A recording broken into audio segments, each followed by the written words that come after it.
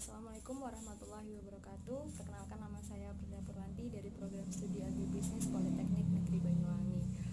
Di sini saya akan menjawab soal ujian akhir semester dari mata kuliah penanganan limbah pertanian. Nah, untuk soal yang pertama yaitu salah satu upaya yang dilakukan untuk meminimalisir limbah adalah dengan menerapkan 6R. Nah, di sini 6R itu meliputi dari rating, reduce, reuse, road, recycle, dan responsible disposal. Nah, di sini rating berarti memiliki arti yang paling penting, yaitu kita harus berpikir lebih banyak untuk sebelum kita membeli barang-barang yang kita inginkan. Kita perlu memperhatikan dapatkah berfungsi dengan baik barang-barang tersebut, dapatkah barang tersebut sangat diperlukan atau tidak oleh kita, agar barang-barang tersebut dapat dimanfaatkan dengan baik untuk dari kita sehingga tidak menimbulkan sampah-sampah atau limbah-limbah yang tidak diperlukan, seperti itu. Untuk yang kedua yaitu reduce atau mengurangi pemakaian. Nah, di sini berarti mengurangi penggunaan bahan-bahan yang bisa merusak lingkungan. Reduce juga berarti mengurangi belanja-belanja barang-barang yang sebetulnya tidak kita butuhkan. Contohnya seperti baju baru atau aksesoris tambahan atau barang-barang dengan kemasan saset atau kecil-kecil. Setelah itu kita dapat membeli atau mengkonsumsi barang-barang atau bahan-bahan yang benar-benar kita butuhkan, bukan yang kita inginkan. Jadi jika ada alternatif untuk mengurangi sampah, maka kenapa tidak untuk kita melakukannya. Yang selanjutnya yaitu reuse atau pemakaian kembali. Contohnya yaitu kita dapat membawa botol air minum yang bisa diisi ulang atau dapat kita gunakan berulang kali, daripada kita harus membeli air minum dengan botol kemasan satu kali pakai, sehingga dapat mengurangi penambahan sampah, seperti itu. Untuk yang keempat yaitu road atau pembusukan.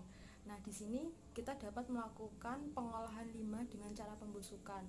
Nah, hal ini dapat dilakukan dengan sampah-sampah organik, yaitu dengan pemanfaatan menjadi pupuk.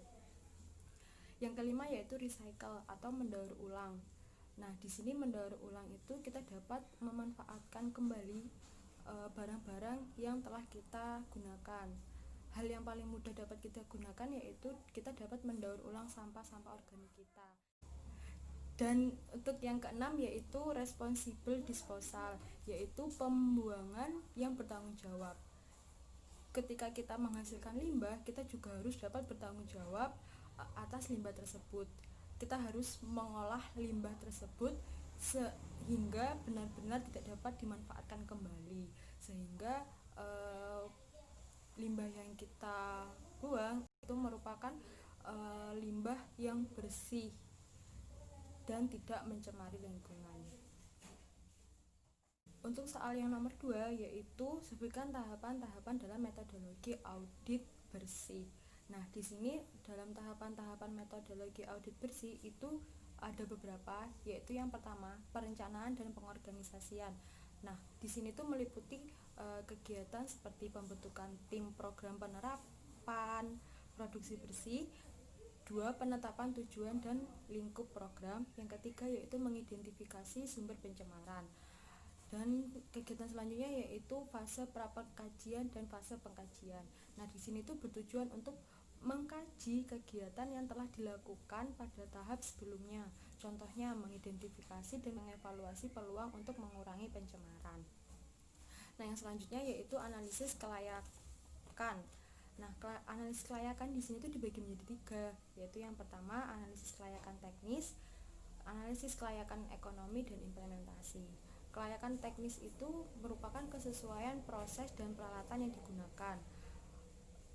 Untuk kelayakan ekonomis yaitu kita dapat menentukan apakah program produk bersih ini dapat diteruskan atau tidak dari segi ekonomis. Yang selanjutnya yaitu implementasi atau berarti di sini modifikasi teknologi yang dilakukan melalui tahapan proyek dan proses perencanaan. Dan yang tahap terakhir yaitu hasil pengkajian. Nah, dari sini hasil dari seluruh proses metodologi yang telah dilakukan. Seperti itu. Nah, untuk soal yang nomor 3 yaitu apabila saya ditunjuk sebagai Menteri Perindustri. Untuk soal yang nomor 3 yaitu apabila saya ditunjuk menjadi Menteri Perindustrian. Untuk soal yang nomor 3, apabila saya ditunjuk menjadi Menteri Perindustrian, maka saya akan bersikap tegas terhadap UMKM yang tidak bisa mengolah limbah yang dihasilkan dengan membuat peraturan yang ketat sehingga UMKM yang dapat